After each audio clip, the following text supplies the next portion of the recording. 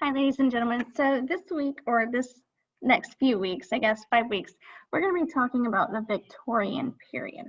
Now, the Romantic period we talked about was more of a movement, less of a period. It wasn't a specified amount of time. In fact, the Victorian period, you're still going to see a lot of that Romantic movement coming into it.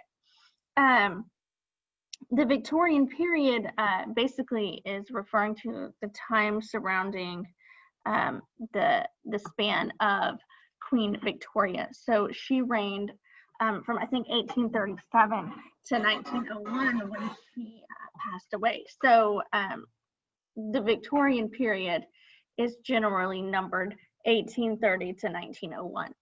Excuse me. This was a time of great advancement in England.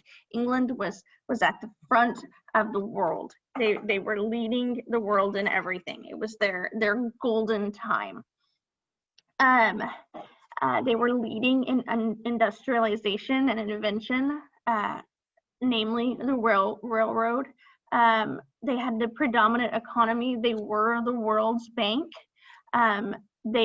Their colonization, they had colonized more than a quarter of all the territory on earth was subject to Queen Victoria. So it was a pretty immense time of great wealth, great invention, and a great time for those in England that were lucky to be in the middle to upper class.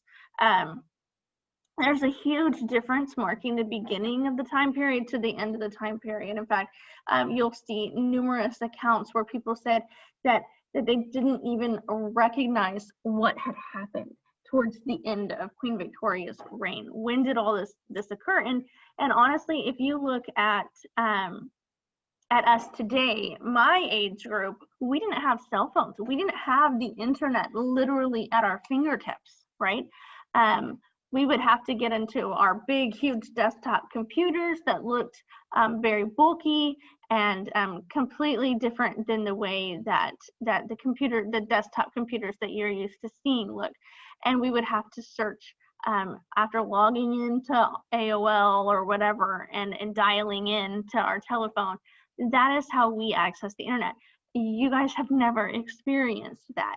So we can kind of see how that would change, because if you look at how quickly technology and the medical field advanced, that is kind of what it was like in the time period of Queen Victoria's reign for those people living in England. They experienced at this time a huge growth in population. They went from about 14 million at the beginning of her reign to over 32 million at the end. And that is a huge increase in population during a relatively small time period. We're talking about 70 years here. Women's rights was something that began to be discussed quite a bit at this time.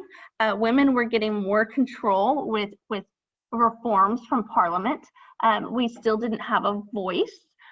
We still didn't get to vote. We didn't get to participate in Parliament, but we were getting more rights and more freedoms. It was just a long time coming. Keep in mind, I think 1833 is when slavery was abolished in England. So you can see that there were a lot of changes in this time period, and a lot of hope was on the horizon here. We also experienced something called imperialism. Imperialism is the question of what will make the most people happy. The good, the most good for the most amount of people. It wasn't centered on self like the Romantic movement really kind of played into. It was more the good of the community, the good of the majority. The reclaiming of the past, they were obsessed with what used to be, and you see a lot of that in their literature. During this time period, there was more prose. During the Romantic period, we saw lots and lots and lots and lots of poetry, and we didn't even read much of it in class, to be honest. There was a lot of poetry going on. But when we get to the Victorian period, novels come into play. You have a lot more novels and short stories. You have a lot of letters and journals. And so you're going to have a lot more prose writing as opposed to that poetic voice that you see. The Victorians really loved those heroic, chivalrous stories of the knights of old, and you see that in some of the, well, I don't think we're reading anything directly that is about that, but a lot of the authors that we're reading wrote several things about these heroic, chivalrous stories, especially Lord Alfred Tennyson, which we're going to read The Lotus Eaters later on in a couple weeks. And he was pretty obsessed with it, with the whole Knights of the Round Table and King Arthur, etc. And so we have a lot of those stories from this time period that kind of set us back. And then the discoveries of science was a big deal there. We already talked about how quickly the advancement of this time period was. And scientifically, that was a big deal too. They kind of set out to describe and classify the natural world. They wanted answers for everything. Why does this exist? How did this come into being, etc. Charles Darwin, you may recognize his name. He wrote The Origin of Species, which is, of course, the theory of evolution that is still widely disputed today. But he wrote that during the Victorian period as well. And so you see this questioning of religion and the beginning of everything that we haven't really seen before. Because remember that in the past, everything has been very religious and God has kind of been at the forefront of everything. And now we're moving into the Victorian period where science is really taking a huge role in kind of combating that religious studies as well. So the major concepts of the Victorian period. First of all, realism, and we're going to talk about realism more in a couple slides. But realism means that they were thinking about practical problems and interests. The word real should be a pretty poignant definition for you. Powerful instrument of human progress. It was about what is realistic, what is real, what is really going on. It wasn't about the imagination anymore, like in the Romantic movement. It was about facts. It was about description. It was about what was real. And again, we'll talk about that more in a second. But this time period kind of deviated from the art for art's sake principle and really kind of asserted the moral purpose of everything. We're also looking at an age of pessimism and confusion. Again, there's a strong scientific influence in the world at this time period. So it's kind of like, well, how can that be real when science tells you something else? And so we're going to see that as we read as well. And then it portrays, the literature of this time period tends to portray the completely ideal life. It gives you great ideals about truth, about love, justice, brotherhood. All of these are really emphasized because, you know, what do we really want out of life, right? Most people want those ideals. And so that's really what they wrote about. So, okay, realism. Realism portrays situations without hyperbole, without exaggeration, leaving the judgment to readers, okay? So they're not telling you what to think and feel about the characters in their stories, in their poems. They're just giving you the facts and you get to draw the conclusions. And that's kind of what makes this literature fun, but it's also what makes it a little bit more difficult to read because you really have to step into it to analyze it. You have to really read between the lines. They really just wanted to kind of keep it real. So they left judgment to the readers by keeping the story factual and leaving out the commentary that writers before this period really put out there to describe their characters.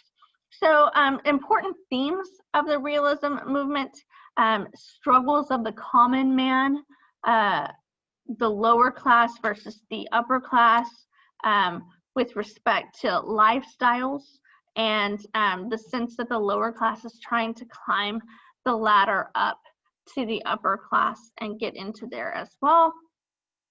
You can see both of those in literature even today. So you can see that the Victorian period had a big impact on the way that we write today, just like the Romantic period did as well. So some characteristics of realism, and this is important because most of the stuff we read is definitely in the realism category.